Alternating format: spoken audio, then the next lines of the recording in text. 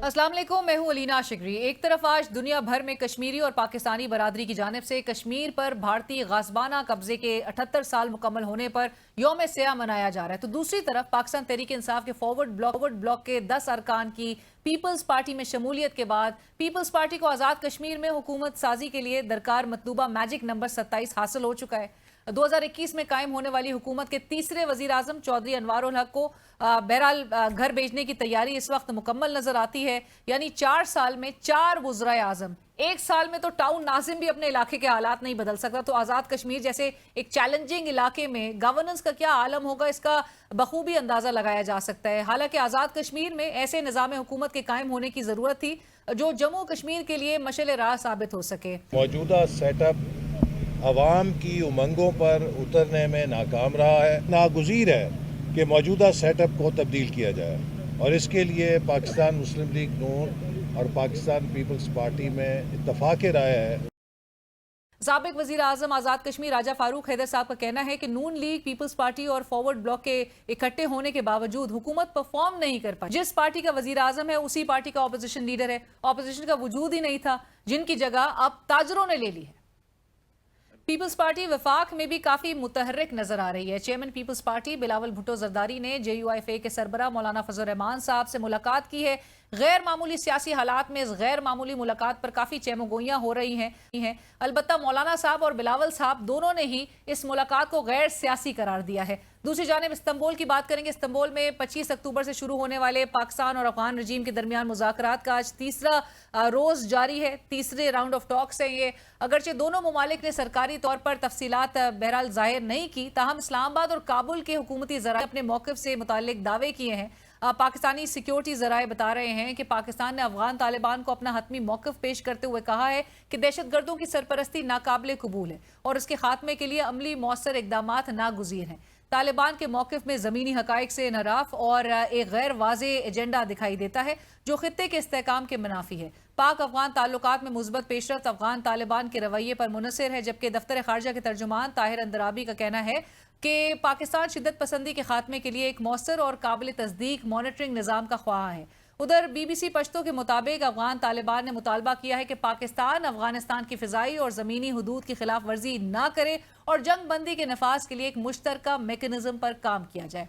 वज़ीर दिफा ख्वाजा आसिफ साहब का कहना है कि अगर मुज़ाकरात से मामला तय नहीं हो पाते तो फिर अफगानिस्तान के साथ हमारी खुली जंग है।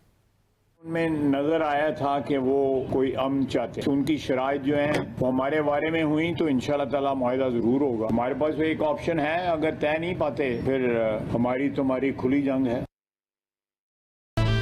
नाज़रीन, प्रोग्राम में इस वक्त हमें ज्वाइन कर रहे हैं पाकिस्तान तहरीक इंसाफ के सेक्रेटरी जनरल सलमान अकरम राजा साहब। सलमान साहब अस्सलाम वालेकुम, बहुत शुक्रिया प्रोग्राम के लिए आपने वक्त निकाला। सलमान साहब, गुफ्तगू का आगाज़ आज़ाद कश्मीर की जो सियासी सूरत हाल है और जो सियासी जलजला वहाँ पर देखा जा रहा है आज के दिन में, जिस तरह की डेवलपमेंट्स नज़र आ रही थी गुज़िश्ता कुछ दिनों से, और जिस अंदाज में पाकिस्तान तहरीक इंसाफ के जो फॉरवर्ड ब्लॉक के कम से कम जो है वो 6 अरकान जिस तरह से टूटे हैं, पाकिस्तान तहरीक इंसाफ के लिए सलमान साहब ये कोई शौक था या शौक नहीं था, और आप एक्सपेक्ट कर रहे थे कि जो एक फॉरवर्ड ब्लॉक की एक बाज़गश्त थी, जो बात होती रही, वो किसी न किसी स्टेज पे जाके ये अरकान नून लीग या पीपल्स पार्टी के साथ जा मिलेंगे?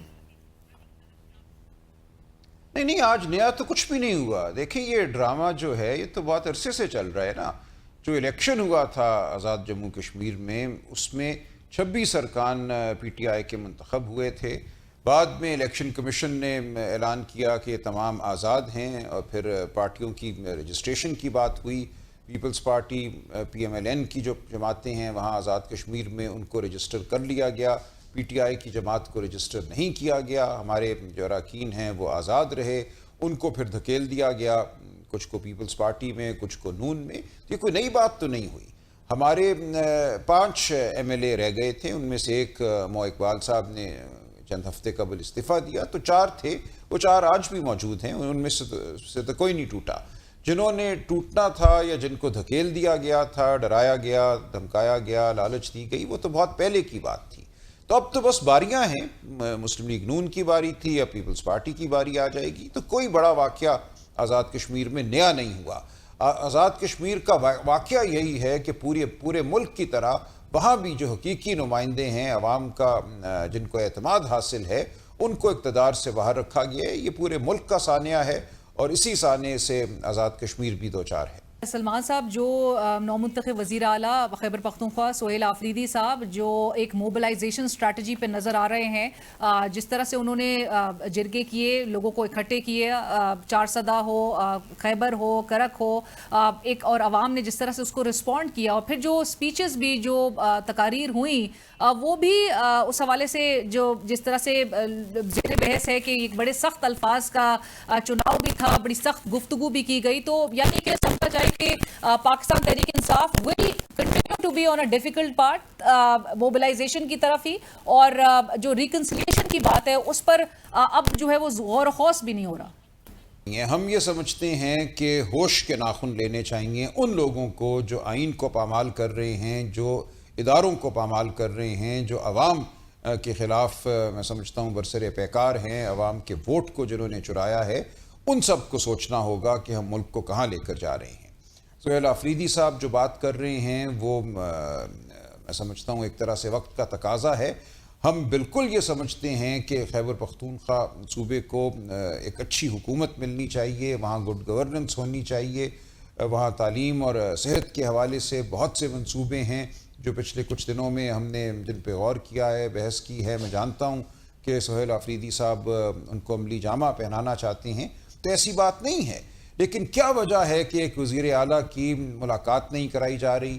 عدالت میں میرے ساتھ کھڑے تھے سہیل آفریدی صاحب جب اسلام آباد ہائی کورٹ کے چیف جسٹس سرفراز ڈوگر صاحب نے ایک فل بینچ کی سربراہی کرتے ہوئے اڈیالہ جیل کے منتظم کو کہا کہ آپ ان کی ابھی ملاقات کرائیں گے، اور کہا کہ آپ جائیے، ان کے ساتھ آپ کی ملاقات ہوگی، یہ آپ کا حق ہے، قانونی حق ہے، اور اس کے باوجود وہ ملاقات نہ ہوئی۔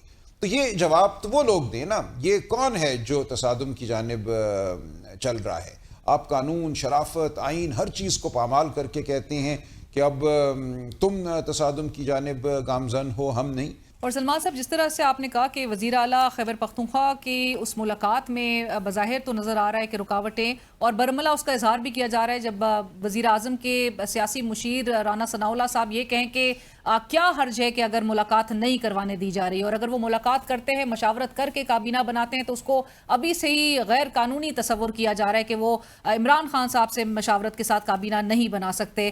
آپ کو لگ رہا ہے کہ کل کے روز یہ ملاقات کسی بھی طور پہ ایک ہوتی ہوئی دکھائی دے رہی ہے؟ اس وقت تو ہمیں کوئی اطلاع نہیں کہ کل ملاقات ہو رہی ہے، اور کس طرح یہ غیر قانونی ہوگی؟ کون سا یہ کوئی نیا قانون تراشا ہے انہوں نے کہ ایک شخص اپنے لیڈر سے مشورہ کرتا ہے اور مشورے میں نام پیش کرتا ہے، ان پہ بحث ہوتی ہے اور ان کو مقرر کرتا ہے وزیر؟ تو اس میں کون سی غیر قانونی بات ہے؟ وہ کہہ رہے ہیں عمران خان صاحب جیل میں ہیں، کانوکٹ ہے، اس سے کوئی فرق نہیں پڑتا، اس سے کوئی فرق نہیں پڑتا۔ دیکھیں، یہ ایسی بیوقوفانہ سوچ اس ملک میں سرایت کر گئی ہے جس کا آپ کو دنیا میں کہیں اس کی مثال نہیں ملتی۔ میں آپ کو ایک مثال دوں، جنوبی افریقہ، ساؤتھ افریقہ میں جب سفید فام حکومت قائم تھی اور وہ سیاہ فام لیڈروں کو جیلوں میں ڈالتے تھے، 27 سال جیلوں میں رکھا، وہاں کے سپریم کورٹ کے فیصلے ہیں کہ ایک انسان جیل کے اندر بھی انسان رہتا ہے، خواہ وہ سیاہ فام ہو یا وہ سفید فام ہو، اس کی عزت، اس کی سوچ، اس کی زبان، اس کا ذہن قائم رہتا ہے۔ اس نے اگر الیکشن لڑنا ہے تو جیل سے الیکشن بھی لڑ سکتا ہے۔ مشاورت تو بہت چھوٹی بات ہے۔ تو یہ عجیب و غریب گفتگو ہے جو اس ملک میں ہو رہی ہے۔ پچھلے 500 سال کے جو انسانی حقوق کے تصورات ہیں، ان کو ہر روز ایسے پامال کیا جاتا ہے جیسے آج ہم کسی غار سے نکل کر باہر آئے ہیں۔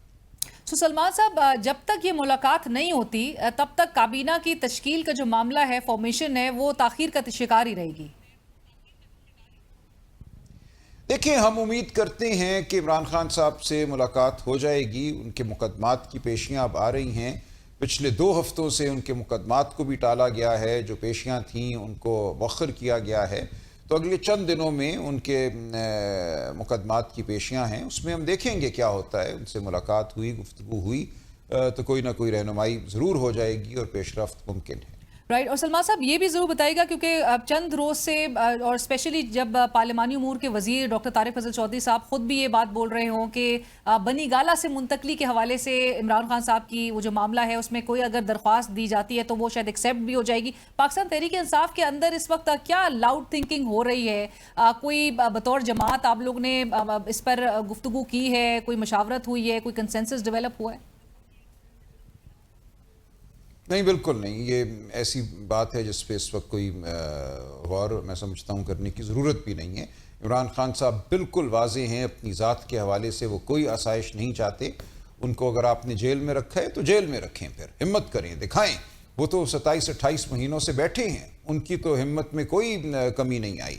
تو کیا ضرورت آپ کو پیش آئی ہے ان کو بنی گالہ بھیجنے کی؟ وہ نہیں جانا چاہتے.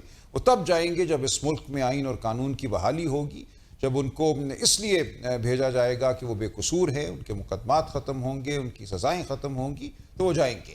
ایک جھوٹ کے نظام تلے وہ کسی آسائش کے خواہش مند نہیں. سو عمران خان صاحب کا، سلمان صاحب آپ کہہ رہے ہیں کہ ان کا اپنا مائنڈ سیٹ بھی یہی ہے کہ وہ جیل میں ہی رہیں گے، بنی گالہ منتقل ہونا نہیں چاہتے. بالکل ایسا ہی ہے. رائٹ. سلمان صاحب بائی الیکشنز کے حوالے سے ضرور بتائیے گا کیونکہ آج میری نظر سے عمر ایوب خان صاحب کی ٹویٹ گزری جس میں انہوں نے کہا کہ انہوں نے بیرسٹر گور خان صاحب کو ریکویسٹ کیا ہے کہ وہ ان کی جو اپیلز ہیں ان کو وڈرا کر لیں against the legal deseating and denotification as leader of the opposition in National Assembly. وہ کہتے ہیں کہ we will face our opponents especially in NA18 Haripur by elections جو کہ 23 نومبر کو اسکیجولڈ ہے. سو بائی الیکشنز میں پاکستان تحریک انصاف جاری ہے. سلمان صاحب خیبر پختونخوا میں ہم الیکشن لڑ رہے ہیں. پنجاب میں اس حوالے سے فیصلہ یہی ہوا تھا کہ پنجاب میں ہم الیکشن نہیں لڑیں گے بطور جماعت، لیکن خیبر پختونخوا میں ہم لڑ رہے ہیں. اور اس کی وجہ یہ ہے کہ پنجاب میں جو بربریت ہے، جو فسطائیت کا ماحول ہے، اس میں ہم جانتے ہیں کہ الیکشن اس سے بھی برا ہوگا جو 8 فروری 2024 کو ہوا. ہم الیکشن تو یقیناً جیت جائیں گے، لیکن اس کے بعد جو نتائج کے ساتھ ہوگا، جو ہمارے کارکنان کے ساتھ ہوگا، وہ پہلے سے بھی بدتر ہوگا. اس وقت ملک میں جو تاریکی چھائی ہوئی ہے، اس تاریکی کے تحت الیکشن لڑنا صرف اس تاریک نظام کو تقویت دینے کے مترادف ہے.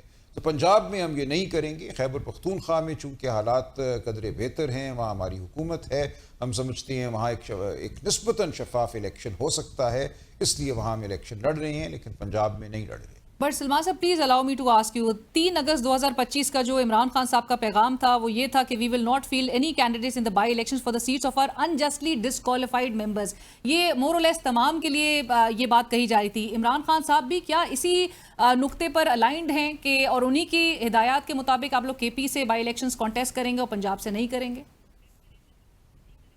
جی ایسا ہی ہے. یہ ان کے ساتھ مشاورت سے ہی ہوا ہے. اور جو عمر ایوب صاحب کے حلقے کی بات ہوئی ہے، میری اپنی تو ملاقات نہیں ہوئی تھی، لیکن جن لوگوں کی ملاقات خان صاحب سے ہوئی تھی کوئی 2 ہفتے قبل، وہی یہ بات لے کر آئے تھے کہ خان صاحب نے ہری پور کے حوالے سے اور خیبر پختونخوا کے حوالے سے اجازت دی ہے. رائٹ. سلمان صاحب اپوزیشن لیڈر کے حوالے سے کیونکہ ان کی اپوائنٹمنٹ کا معاملہ تاحال ابھی تک کوئی اس میں پیش رفت نہیں نظر آ رہی، آپ ضرور بتائیے گا. میری نظر سے ویسے گزرا نہیں. آئین میں کیا کوئی ایسا ٹائم فریم، کوئی وقت مقرر ہے کہ اتنے ٹائم فریم میں اپوزیشن لیڈر جو ہے وہ اپوائنٹ ہو جانا چاہیے؟ اور کیا پاکستان تحریک انصاف کو کچھ ابھی تک کنوے ہوا ہے اسپیکر صاحب کی طرف سے؟ دیکھیں آئین میں تو وقت نہیں دیا ہوا، لیکن کوئی وجہ نہیں ہے تاخیر کی. ایک اہم آئینی عہدہ ہے. محمود خان اچکزئی صاحب کے حوالے سے جو ہے وہ درخواست MNAs کے دستخط کے ساتھ داخل کی جا چکی ہے. اس پہ فی الفور عمل ہونا چاہیے اور یہی عمل سینٹ میں ہونا چاہیے علامہ ناصر عباس صاحب کے حوالے سے. تو اس میں تاخیر جو ہے یہ صحیح نہیں ہے. رائٹ. تھینک یو سو مچ سلمان صاحب، بہت شکریہ. پروگرام میں وقت ہوا ایک بریک کا ہمارے ساتھ.